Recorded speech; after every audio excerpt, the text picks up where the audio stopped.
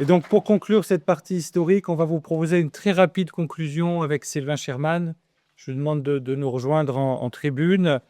Je vais peut-être, le temps qu'il nous rejoigne, commencer par quelques éléments. Il faut qu'à 16h40, on puisse commencer la pause, qui répondront en partie à la question de Jean-Marc, sur en particulier le maintien des réseaux Schuman-Monet après leur mort.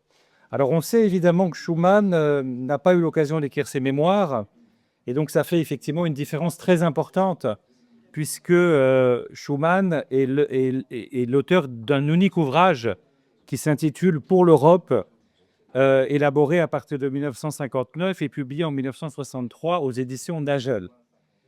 Et c'est à ce moment-là qu'il s'est transformé pour reprendre les termes de l'ouvrage de Marie-Thérèse Bitsch, comme un apôtre de l'Europe de 1953 à son décès en 1963. Alors, la différence ici, et je rejoins vraiment aussi ce que disait Marie-Thérèse Bitsch dans le texte qui a été rapidement synthétisé par Sylvain, c'est qu'il est vrai qu'on a un rapport ici à l'animation des réseaux qui est assez différente. Après, parce que Schuman va présider, on l'a dit, le mouvement européen, avec une dimension de s'adresser au plus grand nombre. Et comme le disait Marie-Thérèse Bitsch, du coup, à travers le Comité d'action pour les États-Unis d'Europe, on va avoir une action qu'on pourrait qualifier aujourd'hui d'un think tank, c'est-à-dire un groupe d'influence qui va jouer un rôle majeur sur une série de thématiques. Alors en 1976, évidemment, différence avec Schuman, Monet publie ses mémoires. Je vous renvoie d'ailleurs à un petit ouvrage récent assez intéressant, basé sur des archives de la Fondation Jean Monnet, qui a été présenté tout à l'heure, d'une historienne qui a utilisé le dossier des archives à la Fondation Jean Monnet, qui montre, c'est un exercice long, puisque le projet d'archives de mémoire de Jean Monnet commence dès 1953 et il va aboutir, comme vous le savez, en 1976. Par rapport aux usages politiques de ces figures, sur lesquels je terminerai rapidement, le 2 avril 1976, le Conseil européen de Luxembourg déclare Jean Monnet avec le titre très prestigieux « Le citoyen d'honneur de l'Europe ». Et je vous rappelle que Schuman ne disposera pas de ce titre. Les deux seuls qui recevront ce titre par la suite seront Helmut Kohl puis Jacques Delors. En 1978, naturellement, est créée la Fondation Jean Monnet pour l'Europe, on en a parlé. Je voudrais également rappeler d'autres types de réseaux avant de passer la parole à Sylvain. En 1985, il y a la création d'un réseau atlantique à Washington, le pendant de la Fondation Jean Monnet, qui est l'American Council for Jean Monnet Studies. Et enfin, en 1986, la création d'anciens collaborateurs et proches de Jean Monnet, qui crée l'association des Amis de Jean Monnet, dont le premier président sera Étienne Hirsch. Alors, si on regarde les réseaux qui suivent le décès de Robert Schuman, ils sont très différents, très composites, beaucoup plus politiques. Et par rapport à la question de Jean-Marc, je vais y revenir. En 1973 se crée le Centre Robert Schuman pour l'Europe à Luxembourg, en relation avec l'association des Amis de Robert Schuman et en particulier un ancien fonctionnaire du Parlement européen, Bernard Zamaron. Vous avez ensuite, en 1982, l'Institut Robert Schuman pour l'Europe, créé par René Lejeune, dont on a parlé tout à l'heure, précédemment, donc je n'y reviens pas, qui a le statut de membre de la Conférence des organisations internationales non gouvernementales du Conseil de l'Europe. Mais il y a ensuite 3 initiatives dont certaines ne sont pas toutes connues par rapport à l'usage politique que vont en faire les institutions européennes. Je pense ici au Parti populaire européen qui crée successivement, en juillet 86, la médaille Robert Schuman, il y a encore décerné récemment, le dernier récipiendaire est Klaus Welle. 1989, l'homme politique de la CDU allemand Klebsch crée la Fondation Robert Schuman du groupe PPE. Et en 1995 est créé l'Institut Robert Schuman comme centre de formation du PPE qui existe toujours aujourd'hui. Donc on a un vrai usage politique, parlementaire de la figure de Robert Schuman, sans compter évidemment la Fondation Robert Schuman créée à Paris en 1991. Après la mort de Jean Monnet, naturellement, c'est assez connu, mais je le rappelle pour ceux qui ne le sauraient pas, les liens avec les institutions européennes et Jean Monnet, et en particulier le Parlement européen, vont s'institutionnaliser, puisque le Parlement européen décide d'acheter à la veuve de Jean Monnet, Sylvia, la maison de Bazoches d'Oujaret.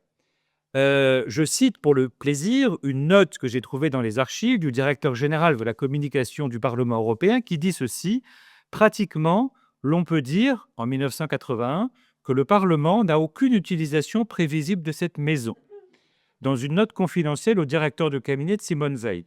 En 90, le Parlement confie la gestion de la maison aux Amis de Jean Monnet. L'association des Amis de Jean Monnet devient l'association Jean Monnet, présidée par Paul Delouvrier. Et en juillet 2018, le Parlement européen décide de reprendre la gestion directe de la maison Jean Monnet. Et il crée la même année une Académie Jean Monnet, qui est une académie de formation pour les fonctionnaires du Parlement européen. Et là, je renvoie évidemment à ce curieux paradoxe. On l'a peut-être pas suffisamment dit. Jean Monnet n'a jamais été député.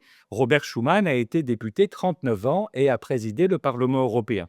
Or, le Parlement européen choisit d'acheter la maison de Jean Monnet, puisque cela a été expliqué par Sylvain. C'est le Conseil général de la Moselle qui achètera en 1963 la maison de Sichazel. Donc on voit bien ici qu'il y a une instrumentalisation de la figure politique de Robert Schuman, plus institutionnelle de Jean Monnet, jusqu'à la consécration ultime, qui est en 1992, la création des chaires Jean Monnet. Et si on rejoint ce que dit Sylvain tout à l'heure des titres académiques de Robert Schuman, docteur en droit, celui qui avait terminé l'école à 15 ans, est consacré dans le monde entier par un très grand nombre de chaires Jean Monnet. Il y en a beaucoup dans la salle. Enfin, je termine par un mot de conclusion sur le fait que si en Allemagne, on vient de le voir, la figure de Jean Monnet et de Robert Schuman a tendance un petit peu à s'éclipser alors qu'elle a été beaucoup plus forte. Je renvoie également aussi à la question de la réactivation qui a été expliquée dans le débat politique français et l'instrumentalisation politique. Peut-être pour répondre à la question de Sylvain Kahn, l'absence d'héritage politique de Schuman, si j'étais un peu provocateur, est expliquée par la disparition de la démocratie chrétienne française. Je pense qu'il n'y a pas d'autre explication réelle que celle-ci. Le non-engagement politique partisan de Monnet permet la démultiplication des héritages et des paternités. Il est plus facile de se revendiquer de Jean Monnet puisqu'il n'avait pas d'étiquette politique, en tout cas affichée.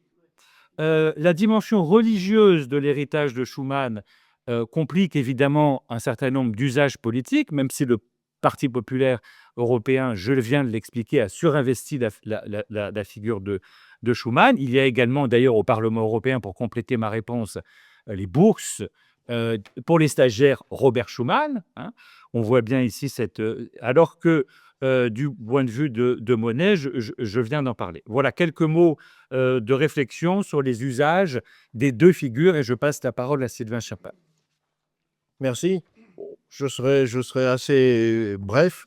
Je voudrais rebondir sur ce que tu disais à la fin et partir de l'intervention de Mauve Carbonel. Il suffit de se reporter au biographe de Robert Schuman pour avoir un prototype de qui écrit sur Robert Schuman. Que ce soit des académiques sérieux comme François Roth ou vraiment Poitvin pour la première biographie, ou que l'on aille après vers des gens qui se sont mobilisés pour la cause de la béatification de Robert Schuman, on trouve le prototype de personnalité qui encadrait Robert Schuman et qui entourait Robert Schuman tout au long de son parcours politique. C'est-à-dire, ce sont tous des hommes que l'on pourrait inscrire géographiquement dans cette France de l'Est, où je vais plus loin dans cette Lotharingie, parce que les biographes allemands dont vous avez parlé viennent de cette même région, pour ne pas dire la Sarre en face, très précisément, donc qui sont généralement, même pour les deux historiens, je peux le dire, c'est pas trahir un secret, catholique. Pour les deux, modérés. D'ailleurs, François Roth a consacré ses travaux à l'histoire des modérés. C'est quand même pas un hasard en termes d'approche, et qui sont parfaitement dialectophones. Je reviens sur ces questions de racines. Et donc, ce réseau qui vient aussi un élément important, parce qu'il faut parfois le rappeler ici, pour nous c'est plus évident, qui viennent aussi des zones concordataires et pour qui le rapport à l'Église et à tout ce qui est processus d'inscription dans un patrimoine religieux n'est pas le même que dans une structure laïque. Ce sont ces biographes-là qui se sont intéressés d'une façon constante à Schumann. Et en plus, dans la liste que vous avez fort judicieusement présentée, il y a des collaborateurs relativement proches, à commencer par René Lejeune, qui a été son premier secrétaire particulier après la Seconde Guerre mondiale, hein, puisqu'il était jeune MRP et que c'est comme ça qu'il a atterri dans l'entourage de Schumann. Ceci étant, pour dire très clairement par rapport à un certain nombre de thèmes, je vais surtout prendre cet aspect-là que tu as peu évoqué, par rapport à un certain nombre de thèmes évoqués et cités aussi dans l'exposé de Bernard Bunto, est-ce que c'est une Europe vaticane quand je vois ça? Il y a une proximité évidente de Schumann, on va utiliser cette expression, avec les princes de l'Église. Ça ne date pas d'après 1945, ça date déjà d'avant. Okay, ça commence très précisément, cette proximité avec les grands de l'Église, en 1912, lorsqu'il est choisi par Monseigneur Benzler, qui était père abbé de Maria-Laach, ce qui n'est pas rien dans le catholicisme allemand, comme responsable des jeunesses diocésaines du diocèse de Metz. Et depuis cette date de 1912 jusqu'à aujourd'hui, il y a une fréquentation permanente de la part de Robert Schumann des prince de l'Église. D'abord, il est en Moselle l'ami intime de tous les évêques, jusqu'à son décès. Et d'ailleurs, les affaires n'étant jamais loin, l'évêché de Metz lui confiera à son cabinet et à celui qui prendra la suite, son associé, quand il se retire de son propre cabinet, toutes les causes qui impliquent le département dans les affaires juridiques. C'est un marché gardé pour le cabinet Schumann.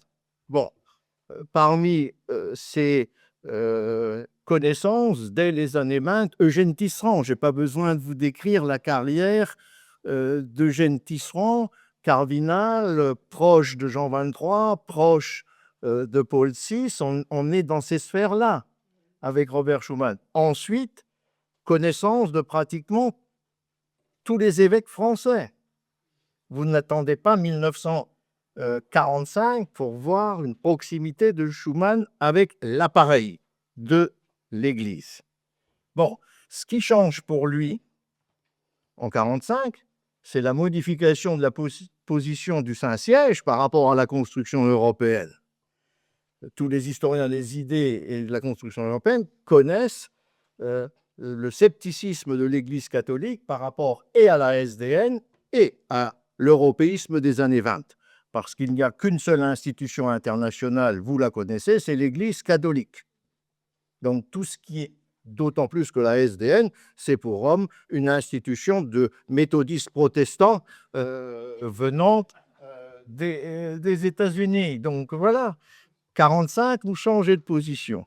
Le Vatican se rallie au processus de la réconciliation de la construction européenne, etc., aussi par l'anticommunisme, mais aussi par perspective d'application du message évangélique, c'est très clair. Bon, et là, tous les réseaux des années 20 servent à Robert Schumann. Il connaît Pie XII, personnellement. Je peux vous citer, en ayant vu les agendas, le nombre de fois qu'il l'a rencontré, mais aussi le nonce Roncalli, futur Jean XXIII. Là aussi, les rendez-vous figurent dans ces agendas. Donc, à partir de là, Europe Vaticane, non, c'est un réseau qu'il a en permanence cultivé. Ça, c'est la partie visible. Et dans ces réseaux catholiques, il y a les parties non visibles. Si vous saviez le nombre de couvents, de maisons de retraite qui ont reçu le passage de Robert Schumann pour quelques jours de méditation, on peut en faire la liste. Et ça ne commence pas non plus après 1945, ça commence dans les années 20. Et là, je voudrais revenir à quelque chose, à un élément dont on n'a pas parlé aujourd'hui, dans la correspondance entre Robert Schumann et Henri Eshvar est son ami le plus proche. Vous apprenez qu'au lendemain du décès de sa mère, eh bien, ce qui l'attirait, c'était d'aller dans les ordres. Voilà. Quand on dit le bénédictin de l'Europe, c'est pas un vain mot. Le choix a été fait et c'est son ami Henri Eshbach, futur conseiller d'État dans l'entre-deux-guerres, juriste comme lui, même réseau catholique d'études à l'université de Strasbourg, qui lui dit « Ne fais pas ça. Tu seras beaucoup plus utile en mettant ta foi au service d'une œuvre séculaire, laïque. Engage-toi. » Et dans les discussions Schuman-Eschbach, eh bien, il se laisse convaincre. Et donc, choisit cet engagement dans les associations religieuses à fond dès l'université. À ce moment-là, donc on est là-dedans. Et donc, l'histoire de cette béatification qui est une réponse à la panthéanisation de Jean Monnet, c'est une réponse, puisque Mitterrand voulait nous les faire entrer tous les deux là-dedans. L'Église et les mouvements dont j'ai parlé ce matin se sont saisis, et c'est eux qui assurent une forme de postérité maintenant à Schuman. Deuxième élément dont je voulais parler, on n'a pas parlé de langue ici. Il faut conclure, Pascal. Deux mots, oui. Juste un mot sur les langues. N'oubliez jamais qu'à part Jean Monnet, Adenauer, De Gasperi, Schuman et ces gens-là parlaient, Alessandro le sait aussi bien que moi, l'allemand. L'allemand est la première langue officielle de l'Europe communautaire. Ils n'avaient pas besoin d'interprètes. Ils sont tous hommes des frontières, pour reprendre l'expression, et qui a été faite là. Et quand vous savez que les Néerlandais de cette époque, c'est-à-dire Luns Bayern, parlaient aussi allemand, le seul qui était un peu perdu dans la bande, c'était Bech, n'en parlons pas, les luxembourgeois, c'est spontané. Le seul de la bande qui était un peu perdu là-dedans, c'est Spaak, mais il le comprenait. Il ne parlait pas, mais il le comprenait. Donc l'allemand est la première langue de contact. Ils n'ont pas besoin d'interprètes quand ils sont dans la construction politique. Et ça aussi, c'est un élément important qui a accrédité encore plus la légende du Bosch et de l'Europe allemande. Mais c'est un fait de jeu. Et donc, voilà ce que je voulais dire. Pour le reste, j'avais une dernière remarque. Il faudrait interroger la méthode et la vision souveraine, puisque c'était les thèmes de colloque, pour l'après 1989-90. Parce que cette méthode, cette vision, cette action, elle est quand même inscrite dans un monde qui est marqué par la guerre froide, la coupure. Comment cette action, cette vision, cette méthode, vous pouvez la décliner après 1989-90, quand il faut aller jusqu'à la frontière de la Russie en matière de réflexion, d'organisation de l'Europe. Est-ce que c'est valable? Encore valable? Toujours valable? Gérard, toi qui nous perces tous les mystères, tu nous répondras peut-être à celui-là. Merci. Merci à toutes et à tous. Bon, Juste un mot pour les contributeurs. Nous allons vous écrire pour vous demander de nous envoyer un texte pour le 1er septembre. On envisage une publication pour 2026, on vous écrira. Et donc, pour toutes et tous, la pause café, là où vous l'avez, et on compte sur votre retour dans 10-15 minutes pour écouter l'ancien commissaire Thierry Breton, qui sera introduit par l'ancienne ministre des Armées, Florence Parly. Merci à toutes et à tous.